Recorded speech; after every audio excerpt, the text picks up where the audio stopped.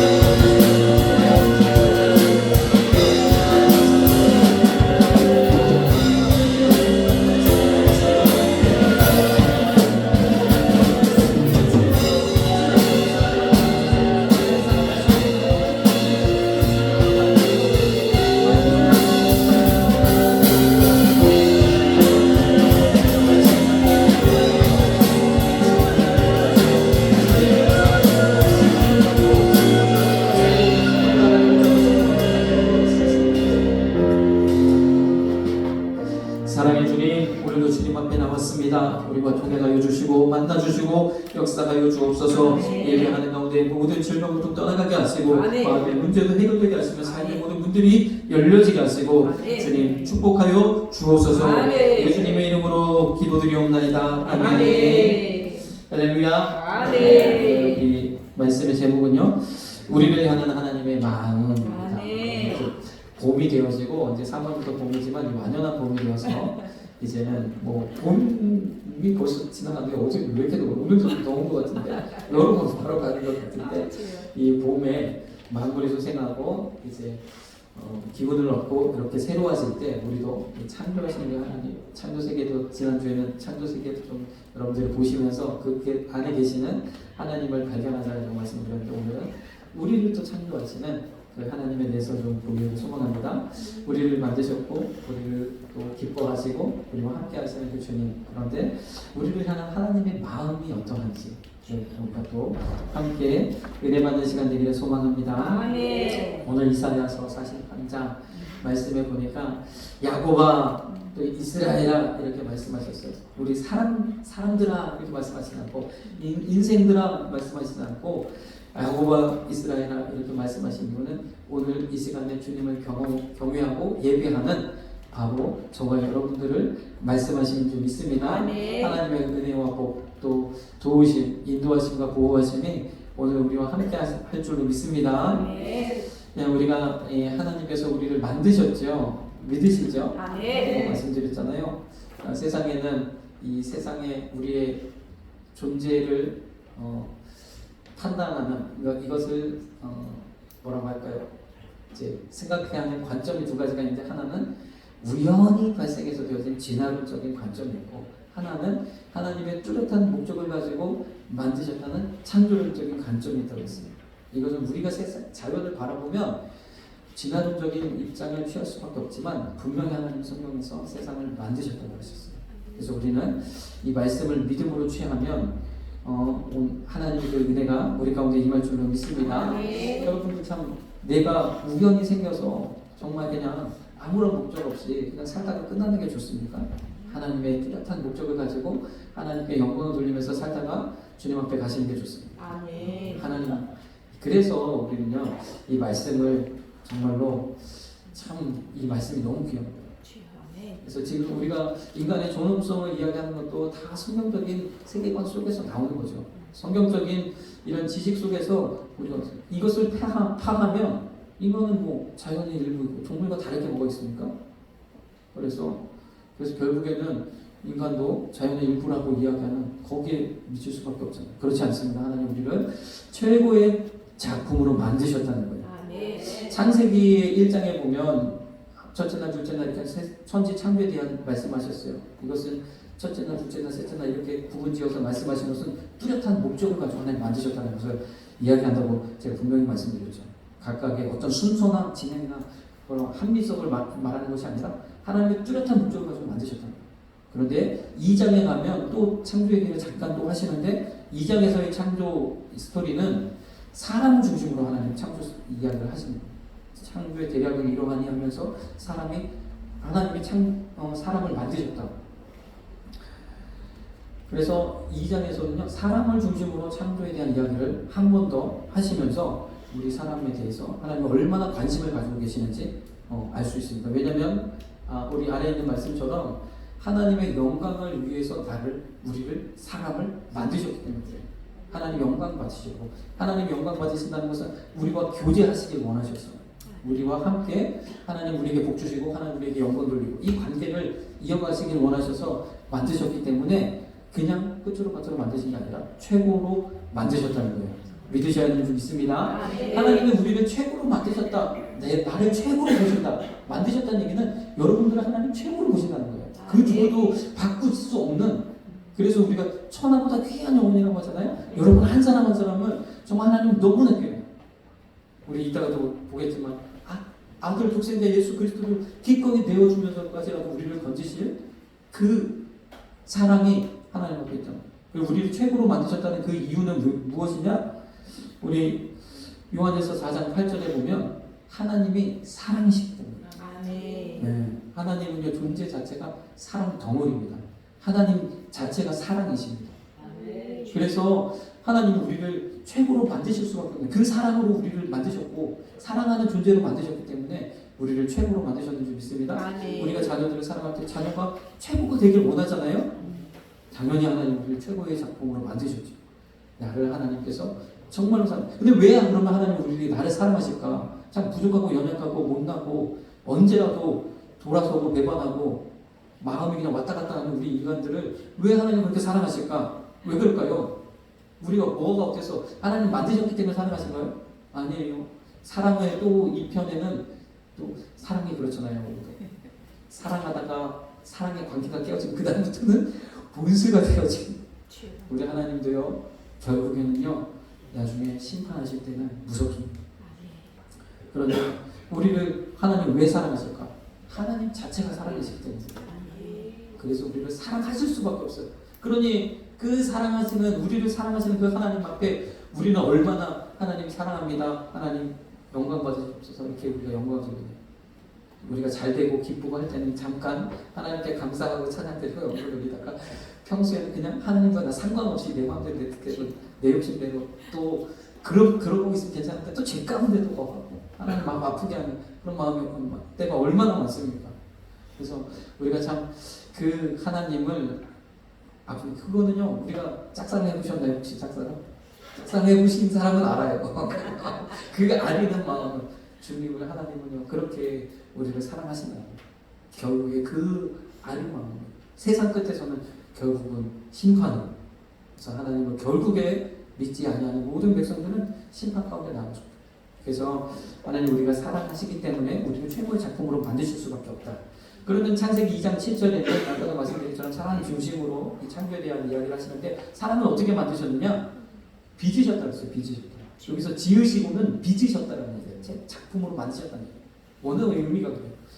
그리고 사람을 빚으시고 만드시고 작품으로 만드시고 그 속에 무엇을? 생기를 우리 안에 생기를. 그래서 우리가 내 속에 있는 생기가 있어야 되는데 생기가 없어서 항상 어깨가 처지고 소망이 없고 그렇게 되는 거죠. 우리 안에 생기가 있어야 되는 줄 믿습니다. 내 속 사람이 건강하고 내 속 사람이 즐겁고 기쁘려면 어떻게 해야 돼요? 우리 속에 있는 이 속 사람, 내 영, 생기는 하나님을 기뻐합니다. 주바라기예요. 마찬가지. 그래서 내 안에 있는 이 생기는 예배할 때, 찬양할 때 그때가 가장 즐겁고 행복하고 하나님과 교제할 때, 하나님 은혜를 깨달을 때, 하나님 사랑을 느낄 때 그때가 가장 행복한 줄 믿습니다. 그래서 우리가 뭐 영화도 보고 뭐 드라마도 보고 주변에 좋은 게 너무 얼마나 많습니까? 그거는 다 우리의 육을 기쁘게 하는 거예요. 잠깐이에요. 그러나 우리는요 내 속을 기쁘게 해요. 이것은요 내 아내가 기쁘고 즐거우면 우리가 항상 정말로 우리 모든 것이 잘 되고 그래서 내 영혼이 잘 돼서 내가 범사에 잘 되고 강건한 은혜가 우리 가운데 임하게 되는 줄 믿습니다. 그래서 우리가 항상 우리 속을 생각해야 되는 거죠. 좀 이상하게 힘이 없고 그럴 때는 한번 해보세요. 왠지 찬양이 안 불러지고 예배가 드리기 싫어지고 이렇게 됩니다. 근데 이거 그렇게 되면 어떻게 돼요? 길을 쓰고라도 다시 하나님 앞에 나와서 은혜를 회복하셔야 돼요. 다시 회복하고 감사가 또 하나님에 대한 사랑이 임하게 되면 다시 또 새 힘이 넘치고 하나님께서 함께 하시는 그런 은혜를 우리가 경험하게 되는 줄 믿습니다. 하나님은 우리를 얼마나 사랑하시는가 했더니 우리는 우리는 머리에 관심이 많잖아요. 머리 스타일에 따라서 그래서 우리 그 사모님 얘기해서 좀 그렇지만 저희 사모님은 머리가 이상하면 난리가 납니다. 가정의 평화를 위해서도 머리가 잘 되도록 여성분들이 이렇게 머리에 대해 관심이 많은데 그런데 우리 여러분들 머리카락이 몇 개인지는 한번 생각해 보신 적 있나요? 하나님은요 우리의 머리카락이 몇 개인지 아신다는 거예요. 우리의 세포 하나하나까지도 하나님을 아시는 줄 믿습니다. 그렇게 하나님께서 우리를 사랑하시고 관심을 가지고 보고 계시고 그리고 우리에게 더 좋은 것들로 주시기를 원하시는 그 하나님이 우리의 참 소망이고 참 기쁨인 줄 믿습니다. 그래서 하나님은요 또 한 가지 감사한 것은 하나님은 우리의 외모를 보지 않는다는 거예요. 우리는 겉에 보여지는 이 모습 때문에 참 여러 가지로 자신감이 생겼다가 자신감이 없었다가 나가려고 그러면 이렇게 입을 옷이 없고 막 그렇죠. 그런데 하나님은 우리 어디를 보신다? 중심을 보신다. 우리가 정말 외적인 것에 이런 것은 그냥 단순한 거지만 얼마나 많습니까? 지금은 뭐 스펙을 가져야 되고 좋은 백이 있어야 되고 이런 배경이 좋아야 되고 얼마나 필요한 게 많습니까? 최근에도 잠깐 이야기했는데 저는 그 사법고시 사시가 폐지된 걸 잘 몰랐어요 사실. 근데 사법고시가 폐지됐다 그러더라고요. 아니 그런 비슷한 얘기 들은 것 같은데 정확하게 몰랐어요. 근데 뭐 4년 전인가 사법고시가 폐지됐다 하더라고요. 아니 그래? 그럼 어떻게 되고 뭐 검사 판사는 어떻게 되는 거야? 그랬더니 로스쿨을 통해서 된다는 거예요. 아 그렇구나. 참 옛날에 이 사법고시가 있을 때는 정말 가난하고 부족하고 그래도 공부 열심히 해서 사법고시만 딱 합격하면 개천에서 용나는 일이 생기는데 아 지금은 그것도 힘들겠구나. 로스쿨에 보낼 만한 여력이 있고 또 그런 배경과 백이 없으면 그치 참 쉽지 않겠구나 라는 그런 좀 생각이 들었는데 그렇죠. 지금은 이렇게 이 겉에 보여지는 것이 중요한 시기잖아요. 그런데 하나님은요 그런 것 보시지 않고 우리의 중심을 보시는 줄 믿습니다. 얼마나 감사합니까? 얼마나 감사합니까? 그래서 우리는 여러 가지 죄 가운데 있을지라도 하나님께서 그 모든 죄를 다 사하시고 양털같이 희게 하셨다. 그래서 우리는 그 하나님을 늘 감사하면서 그래서 나의 중심으로 하나님께 나아가시는 저와 여러분들 되길 간절히 소망합니다. 이런 하나님의 작품으로 만드신 사람에게 하나님께서 무엇을 주셨느냐? 자유의지를 선물로 주셨습니다. 얼마나 또 이것이 큰 은혜입니까? 사람이 그냥 동물들처럼 본능에 따라서 사는 것이 아니라 하나님께서 자유의지를 주셔서 선과 악을 선택할 수 있게 하셨고 하나님이 우리 가운데 이 선한 의지를 통해서 좋은 일들을 그렇게 하면서 살아가도록 만드셨어요. 창세기 1장 27절에 보니까 하나님이 자기 형상 곧 하나님의 형상대로 사람을 창조하셨다. 하나님의 형상을 담게 하나님을 닮도록 만드셨다. 그래서 하나님도 세상을 창조하신 것처럼 우리도 이 무엇인가 창조하고 새로운 것을 만들어내고 새로운 것들을 이루면서 그렇게 살아갈 수 있도록 하나님께서 우리에게 이런 자유의지를 주셨는 줄 믿습니다. 자유의지는 우리가 자유롭게 할 수 있도록 하신 것뿐만 아니라 우리에게 있어서 생각할 수 있는 능력, 창조할 수 있는 능력 이 모든 것을 다 말씀하시는 줄 믿습니다. 그래서 하나님께서 우리를 하나님의 형상대로 하나님의 성품을 담도록 만드셨다는 거예요. 우리에게 자유의지를 주셨고 그 자유의지를 가지고 하나님을 찬양하도록 하나님께 영광 돌리도록 그냥 로봇처럼 버튼 딱 누르면 스위치 딱 키면 그냥 똑같은 소리 하도록 하신 게 아니라 하나님의 은혜에 깊이 감사해서 하나님께 영광을 돌리도록 그렇게 만드셨는 줄 믿습니다. 이 자유의지를 가지고 창세기 1장 28절 그 다음 말씀 보니까 생육하고 번성하고 충만하고 정복하라 다스리도록 그래서 이 다스림에 대한 말씀은 우리 많은 목사님들이 관리하도록 이렇게 만드셨는데 우리가 잘 관리를 못하는 안타까움이 지금 발생하고 있죠. 하나님께서 그러한 우리의 이러한 능력, 생각하는 능력, 이런 영적인 능력 이런 것들을 가지고 생육하고 번성하고 충만하고 정복하라고 하셨는데 우리에게 주신 특별한 하나님의 이러한 축복인데 우리가 그렇게 하지 못하는 이유가 있죠. 왜냐하면 그렇게 우리에게 자유의지를 주었더니 결국에는 사단에 속아서 죄 가운데 거할 수밖에 없는 우리의 약함도 있었다는 거예요.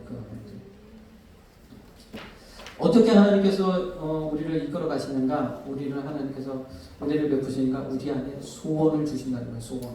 꿈과 희망을 주신다는 거예요. 아멘. 그래서 그 꿈과 비전을 가지고 하나님의 뜻이 이루어지도록 우리가 열심히 하다 보면 하나님께서 복을 주시고 은혜를 베푸셔서 하나님의 귀한 기쁘신 뜻을 이루어가도록 우리에게 하셨는 줄 믿습니다.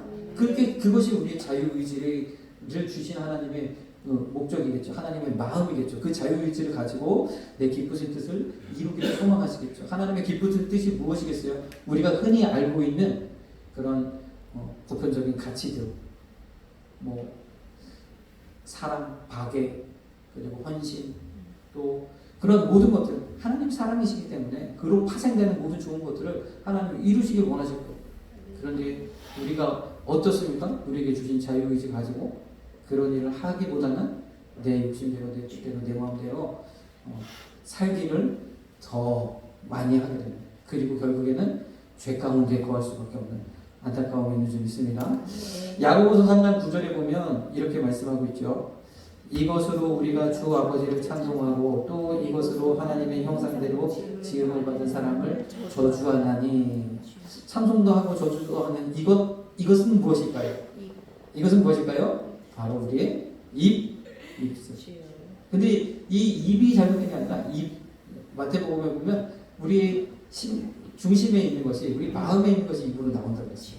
근데 우리 마음에 하나님 주신 이 자유의지를 가지고 우리가 선한 말을 할 수도 있고 또 악독한 말을 뱉을 수도 있고 그런 줄 믿습니다.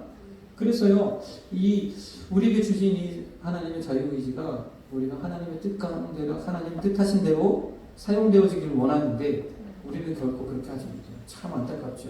우리가 참 자유로운 세상에서 살아가는 것 같지만 어찌 보면 우리가 그렇지 못한 것도 같아요. 왜냐하면 우리가 보고 듣고 배우고 한 것이 결국 나를 결정지어요. 또 한 가지는 또 요즘은 뭐 MBTI 얘기도 많이 하는데 우리가 부모로부터 그 학습 때 그 모든 것을 가지고 또 우리가 살아갑니다. 그것이 성격이라고 하잖아요. 그래서 성격대로 사는 것이 꼭 좋은 것인가? 그렇지 않아요. 내 성격 가운데 좋은 것들, 성격대로 산다고 하는 것은 결국 내 성격의 장점들은 극대화시키면서 단점들은 보완하면서 사는 것이 아니라 내 성격의 단점대로 그냥 살아간다는 의미거든요. 성격대로 산다는 얘기는. 그래서 우리가 우리에게 이러한 것이 어떻게 보면 저주인 거예요. 이 세상 가운데. 로마서 7장 23절도 보면 우리에게 사도 바울이 이렇게 고백하고 있죠. 우리 안에 두 가지 법이 있다. 하나는 하나님의 법을, 하나는 죄의 법을 따른다. 이것이 항상 싸워서 하나님의 뜻을 이루고자 할 때 못하게 한다는 거죠. 우리가 하나님이 그래서 필요한 이유인 줄 믿습니다. 그래서 우리가 주님을 의지하고 주님이 주시는 은혜와 복으로 살아가지 못한다면 결국에는 이 싸움에서, 내 마음속에서 일어나는 이 싸움에서 우리는 결국 육신의 법을, 죄의 법을 선택할 수밖에 없어요. 이것이 우리의 한계인 거죠. 내가 스스로 나를 구원할 수 없는. 그래서 신학적으로 전적 타락이다. 내 스스로 우리를 구원할 수 있는 방법이 없다. 왜 그렇습니까? 우리가요, 한번 여러분들의 삶 속에서 내가 한번 죄를 이기고 한번 내가 거룩하게 살아보겠다. 죄와는 상관없이 한번 살아보겠다. 한번 해보십시오. 안 돼요.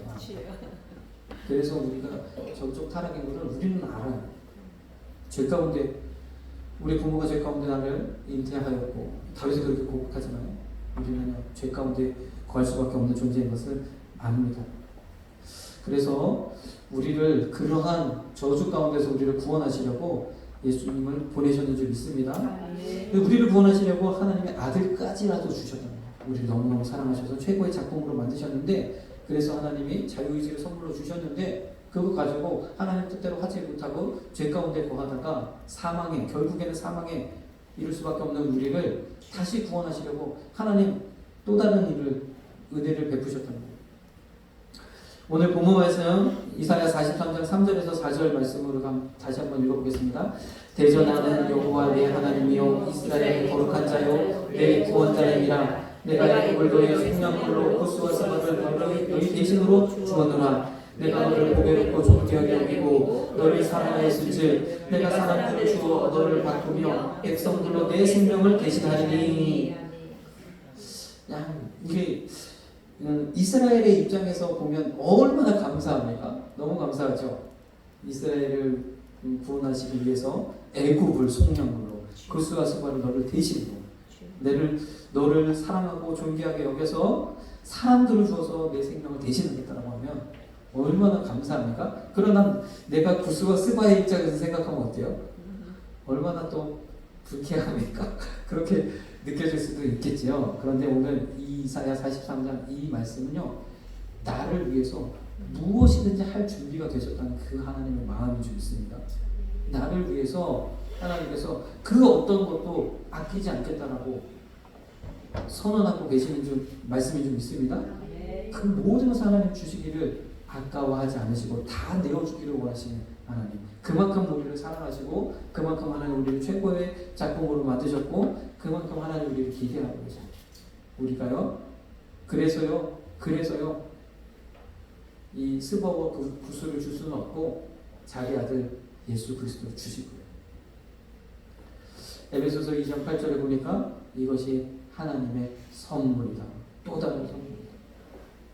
하나님 우리를 창조하셨을 뿐만 아니라 우리를 최고의 작품으로 만드셨을 뿐만 아니라 우리를 외모를 보지 않으시고 우리 중심을 보실 뿐만 아니라 우리의 머리털까지 다 세신 뿐만 아니라 하나님께서 믿는 자에게 주시는 이 은혜와 선물을 우리에게 주셨는 줄 믿습니다. 얼마나 감사해요. 하나님의 아들 독생자 예수 그리스도를 우리를 위해서 아낌없이 내어주시고 우리를 구원하셨어요.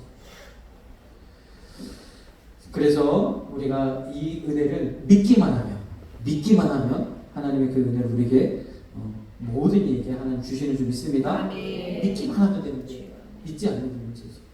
그래서 우리가 지금 이 자리에서 하나님을 믿음으로 고백하며 예배하는 이 믿음이 얼마나 귀한 믿음인지 여러분들은 정말 천하보다 귀한 하나님의 백성인 줄 믿습니다. 창세기 6장 5절에 보니까 창세기에 이렇게 하나님 최초의 천지를 창조하시고 또 사람을 최고의 작품으로 만드시고 그런데 자유의지를 가지고 죄 가운데 거했더니 결국에는 이렇게 말씀하고 계세요.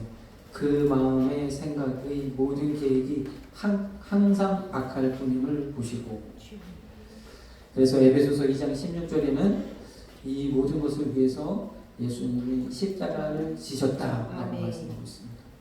주님이여 우리를 구원하시기 위해서 아버지의 이 마음, 아버지 하나님의 이 마음을 알아서 예수님도 그 십자가 지시는 것이 얼마나 힘들었던지 겟세마네 동산에서 기도할 때 땀방울이 핏방울이 되도록 그렇게 간절히 기도할 수밖에 없는 이 잔을 내게서 옮기워 달라고 기도할 수밖에 없는 그 주님 예수님의 마음.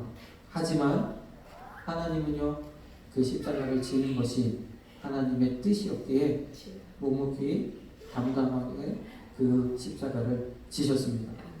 그 십자가를 지신 그 은혜도 우리를 사랑하시기에 그 은혜를 우리에게 허락하셨는 줄 믿습니다. 그래서 이제는 이 모든 것을 하나님 다 이루셨어요. 믿고 하나님께로 돌아오기만 하나님이 기다리고 계시는 줄 믿습니다. 오늘 이사야 43장 7절 본문 말씀의 가장 마지막 절이죠. 오른 내 이름으로 일컫는 자, 곧 내가 내 영광을 위하여 창조한 자를 내가 최고의 작품으로 만든 그들을 내게로 좀 오게 하라 말씀하는 거예요.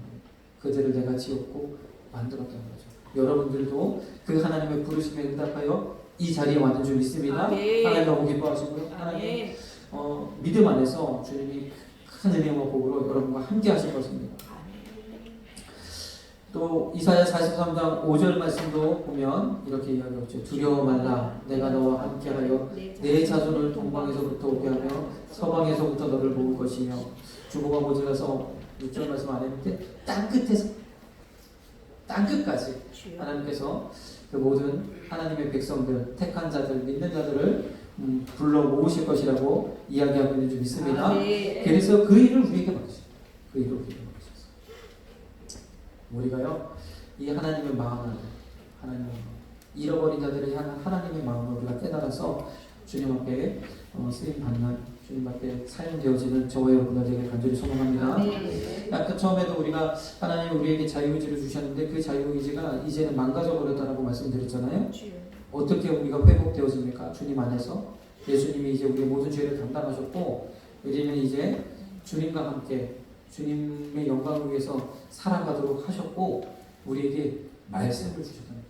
우리 요한복음 1장 14절에 보니까 말씀이 육신이 되어 우리 가운데 거하시고 우리가 그 영광을 보니 아버지의 독생자의 영광이요 은혜와 진리가 충만하다고 했어요.